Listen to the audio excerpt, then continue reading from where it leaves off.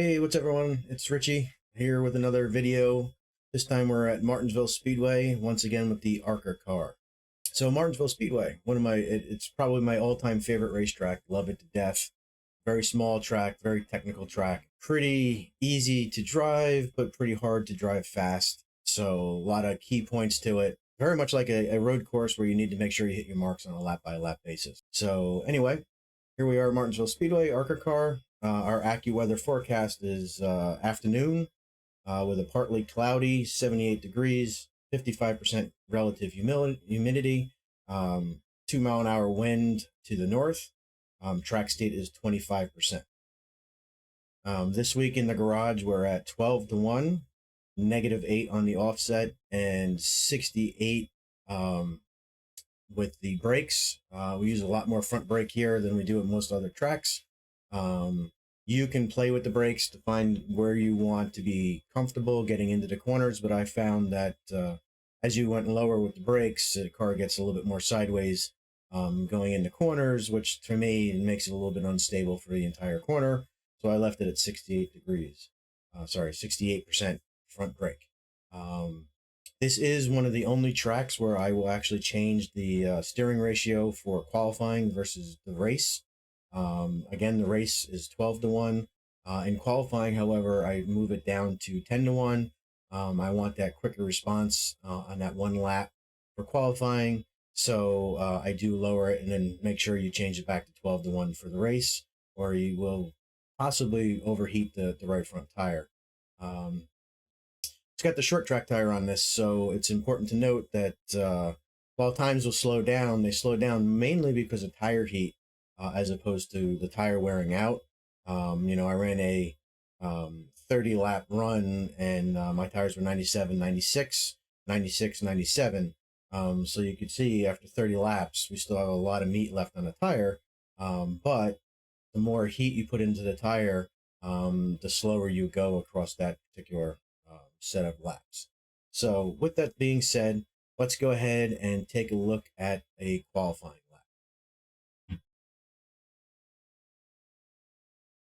All right, let's take a look at the qualifying lap. So I'm going to let the qualifying lap go without me doing any commentary, and then we'll come back and take a look at it in a little bit more detail. The reason why I want to do that is I want you guys to hear the rev limiter and what the lap sounds like as I go through the lap. So here we go. Here is qualifying at Martinsville.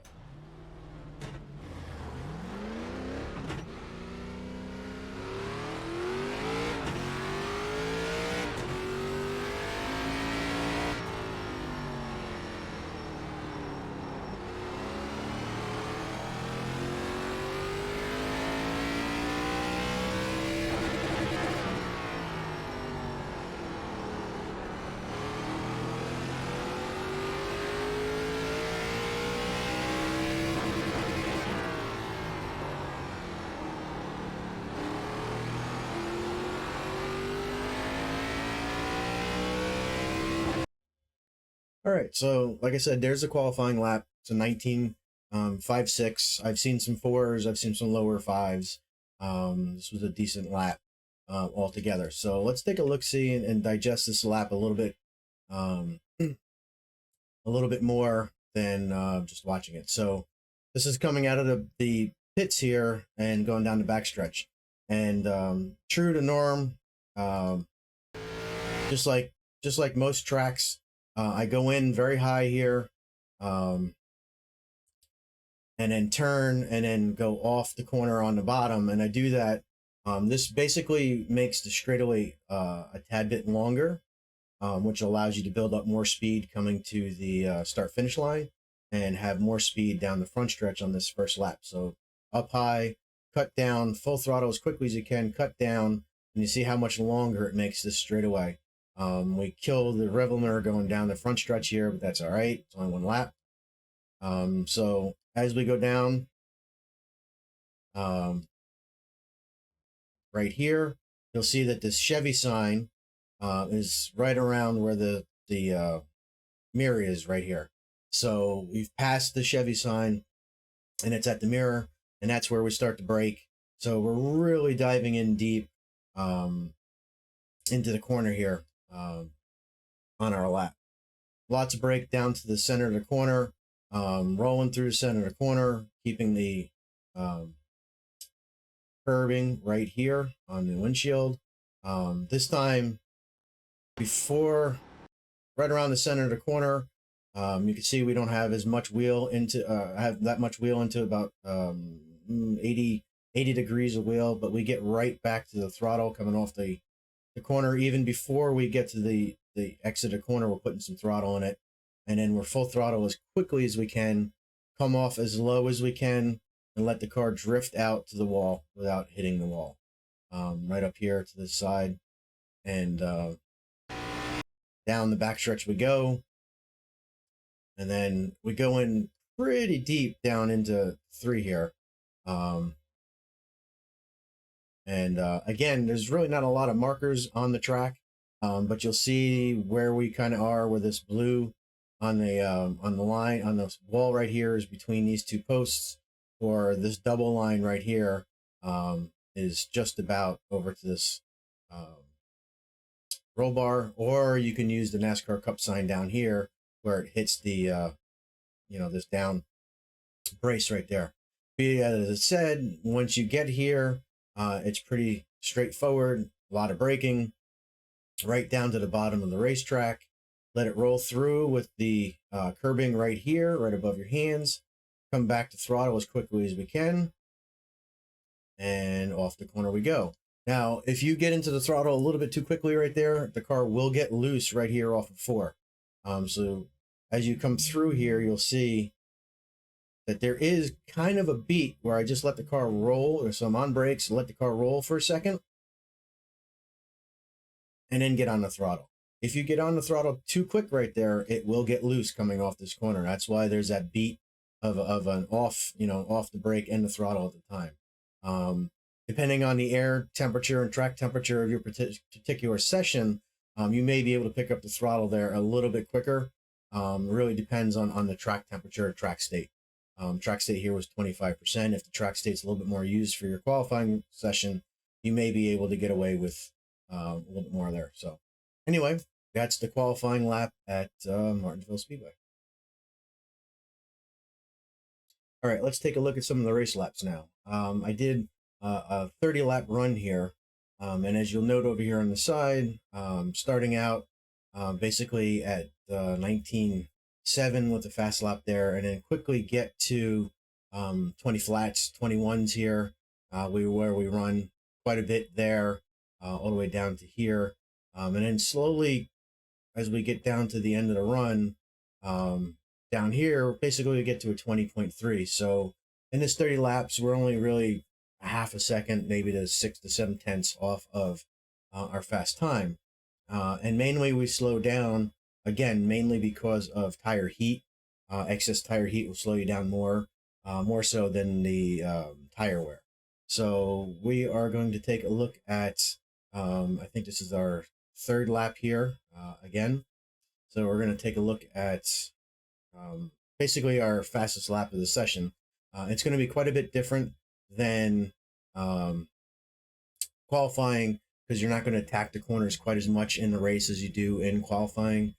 So you want to find something that's comfortable as well as fast as you're riding around under the race. So if we look back here,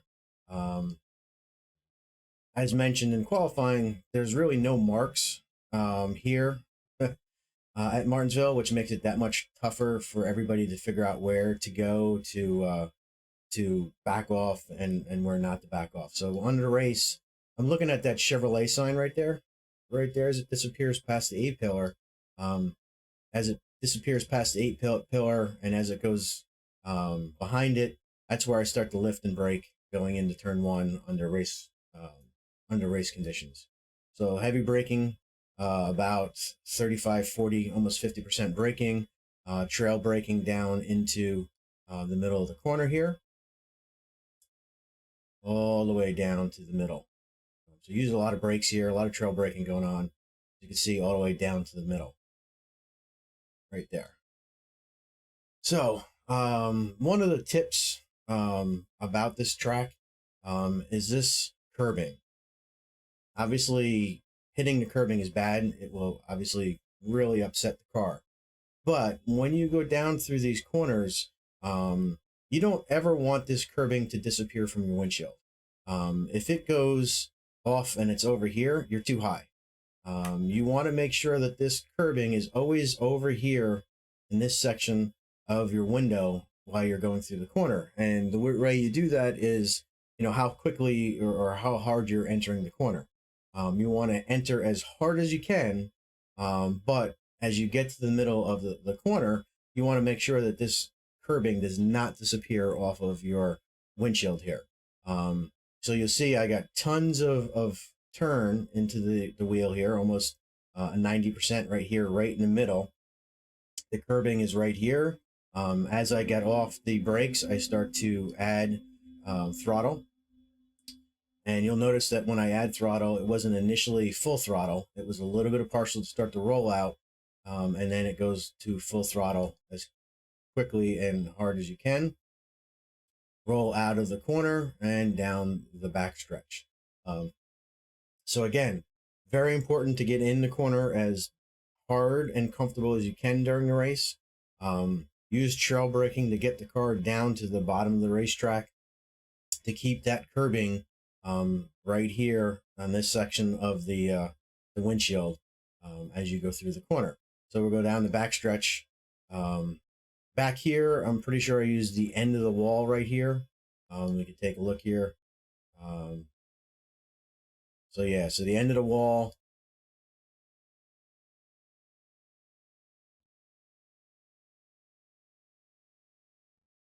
We start to lift as this end of the safer barrier starts to be visible, or when this middle post hits this blue line, on the wall right there is where we start to turn in, lift, brake, and turn into the corner. And again, lots of brake, trail brake. You can see the car's a little bit loose getting down into the corner. I'm turning the opposite direction, but trail brake down. Right to the middle of the corner again with the braking. So right there, still using a little bit of brake. Got about 90% wheel. You do use a lot of wheel at Martinsville. A lot more than any other track because it's basically a paper clip. So you're going to use a lot more wheel here than you do any other track. So once we're in the center here, we roll through. You'll see again, here is the curbing right on this side of the windshield. And you want it to remain there all the way around the racetrack. All the way around the corner. See a little bit past 90 even here. And then we get to the full throttle as quickly as we can. Let the car roll up off the corner. Nice and smooth.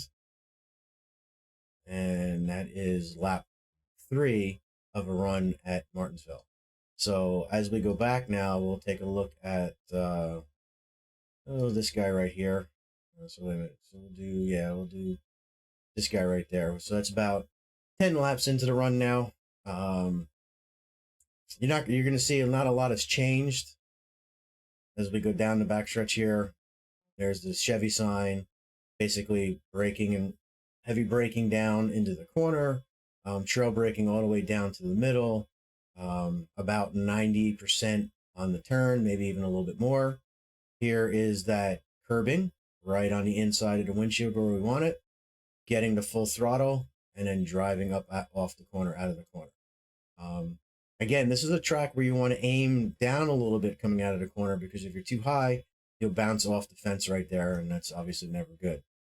So you want to roll through that middle of the corner and try to get off the corner and as low as you possibly can, and then come to the front fence instead of trying to come out high. So again, down into the middle of the corner here, lots of brake, trail braking down to the middle, using about 90% on the wheel, maybe a little bit more. Here we are keeping that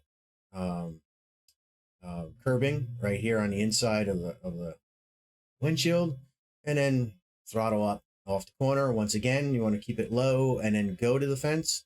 You don't want to immediately go out this way and then hit the fence. So as you can tell, not a lot of difference.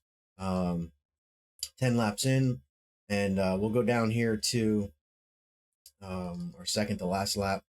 And again, you'll see, again, not that much different. Even though we're 3/10 slower than that last lap, we're still coming down the corner, using the same amount of brake, rolling to the middle of the corner, using 90%, maybe a little bit more on the wheel here, using actually a little bit more roll in the middle there. But again, it looks very similar to what we're doing. So the line really doesn't change all that much as far as how you drive the track as the run goes on. Basically, what ends up happening is that you have to use a little bit more brake. You slow the car down a little bit more in the corner in order to keep the car on the bottom. Remember, the goal is to keep that curbing in this part of the windshield all the way around the corner. You can diamond the corner a little bit, but you still want to keep the curbing right here on the inside. If you do that, nobody can get under you. They have to get by you or wreck you, which obviously is also something that happens at Martinsville. But that's your goal, is to keep that curbing down here on this side of the windshield. And you do that by, again, as the run goes on, braking a little bit more, slowing the car down right in the middle of the corner a little bit, in order to keep that curbing, in that windshield. And that's the goal throughout your run, is to keep it low, keep it on the bottom, keep out of the corner on the bottom. If the higher you come out of the corner, the more apt you are to actually hit the wall coming off the corner. So that's how you control that. If you pick up the throttle too early in the middle of the corner, the car doesn't have a habit of pushing out wide. If that happens, you can use the throttle to, lift off the throttle, let the front grab a little bit, and then get back in the throttle again. If you keep it full throttle, you're just going to bang off the wall. So that happens mainly when you get into the throttle a little bit too quickly, or before you roll through the middle of the corner. So that's basically it as far as Martinsville. Good luck with your Martinsville race. Make sure you like and subscribe to the channel and the video, and we'll see everybody next time.